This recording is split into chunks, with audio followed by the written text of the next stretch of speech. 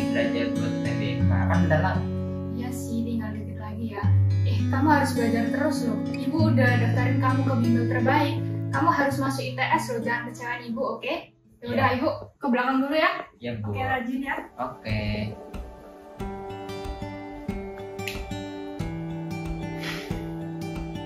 Guys, gimana tadi soal TO-nya susah gak sih? Oh, bukannya lebih mudah ya dari yang kemarin itu? Iya, menurut aku lebih susah. Tapi aku gak enak sih, hasil TO aku tuh lebih tinggi dari kemarin.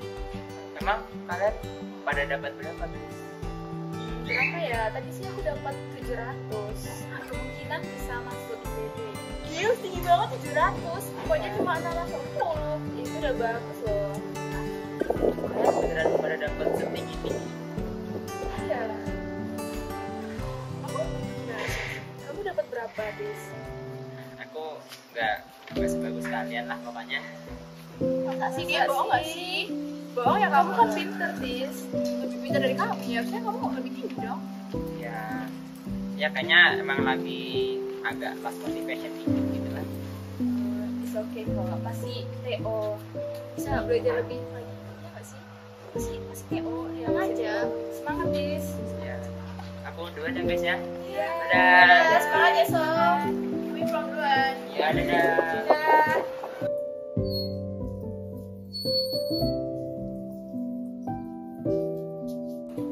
Assalamualaikum.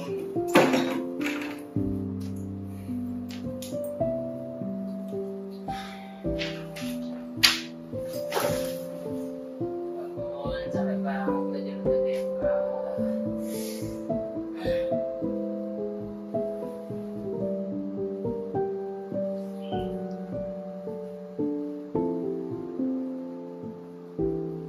Kakak udah pulang. Gimana hasil TO-nya? Susah apa gampang? Ya gitu lah Bu, pasti susah lah, emang ada UTBK yang gampang. Capek belajar. Ini hasil TO-nya. Bentar ya, ibu lihat. Kok lebih jelek dari kemarin sih, Kak? Gimana sih? Kan udah ibu suruh ini belajar. Gimana sih kamu, Kak? Ibu nggak mau ya kalau kamu nggak keterima di ITS. Ibu nggak suka. Iya Bu. Belajar lo ya. Itu nggak usah HP-HP-an deh. Gua ambil nanti HP-nya, oke? Iya Udah. Nih, belajar lagi, belajar. Iya Bu.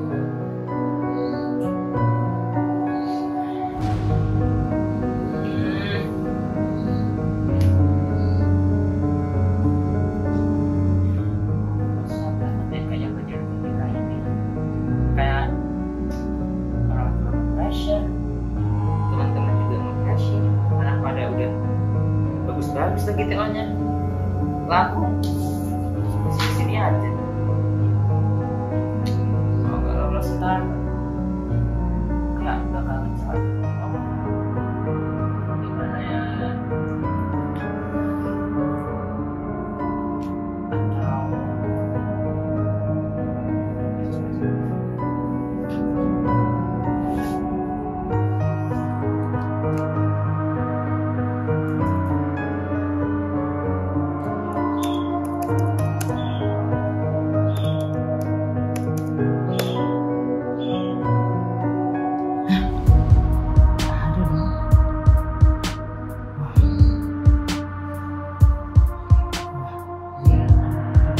bentar. Persyaratannya akan disisipkan kamera 3 kacamata. Harus pakai kacamata berarti. Coba nggak ya? Ya udahlah, daripada nggak lolos juga.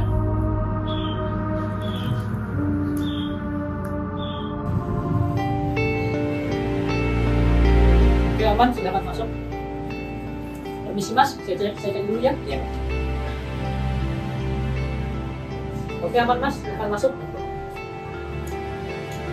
Peraturan kelima, barang melakukan segala bentuk kecurangan selama UTBK berlangsung.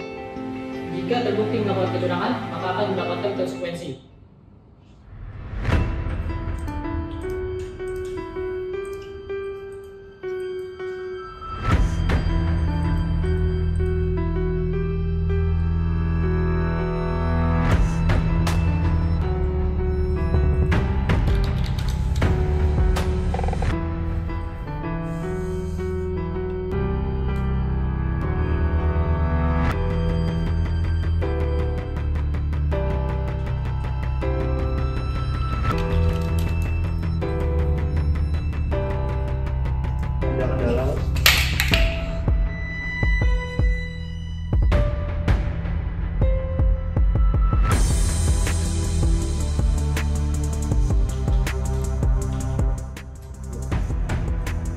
kok kayak ada kameranya ya?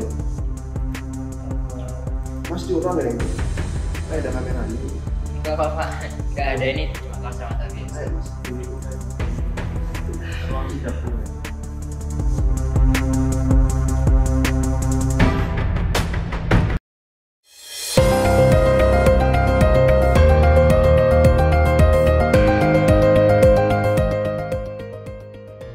Pemirsa, berita terkini dikabarkan pada tanggal 25 Mei 2025, seorang peserta UTBK tertangkap sedang melakukan kecurangan menggunakan kamera mikro di kacamatanya. Pelaku terancam didiskualifikasi dan tidak dapat mengikuti UTBK selama 2 tahun ke depan. Ya ampun, kok aku bisa sih senekat ini?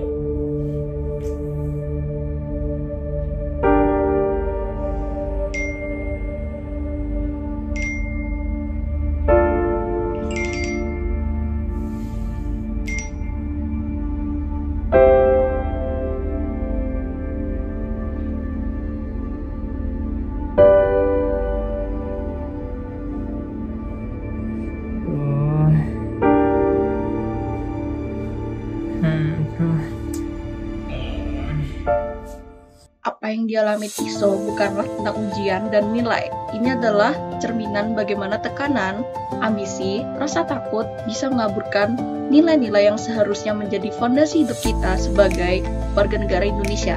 Lalu, sila-sila apa aja yang diabaikan oleh Tiso? Kita simak di slide berikut.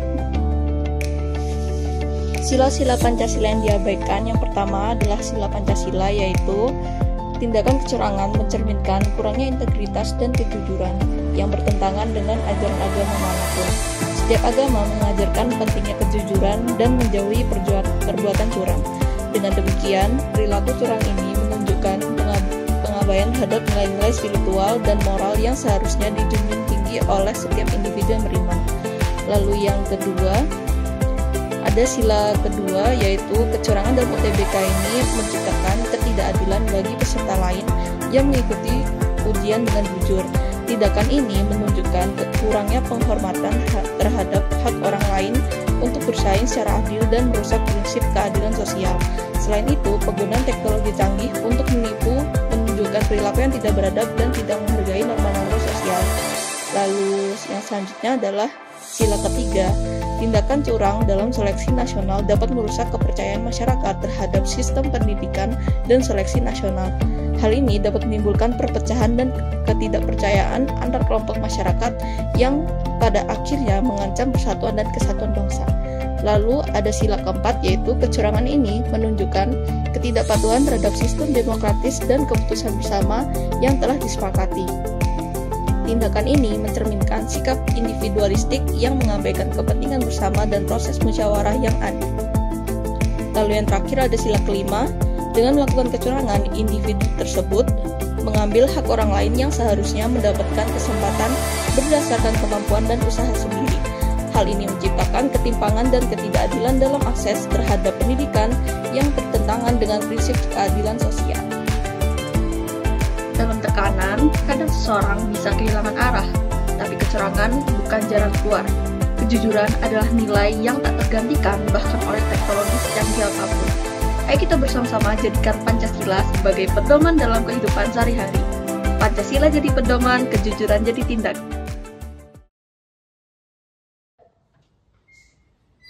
Kakak, kamu tak masukin ke bar aja ya?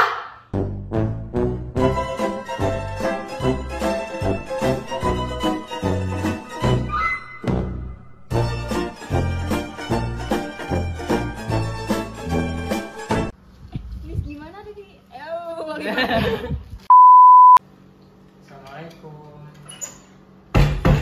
Duh, kebanteran ya. Kan gitu kan? Oh, iya, kan. Ini ya saudaranya. Bentar deh, mama lihat. Kok mama sih kan ibu? Ada kendala mas? Cepet nyata jatuhmu. Enggak, itu aku jatuh kan, nakat. Baru waktu ke pasarnya pas gimana? Anjir kayak fashion saja. Lagi ini. Gini balik-balikin. Nah.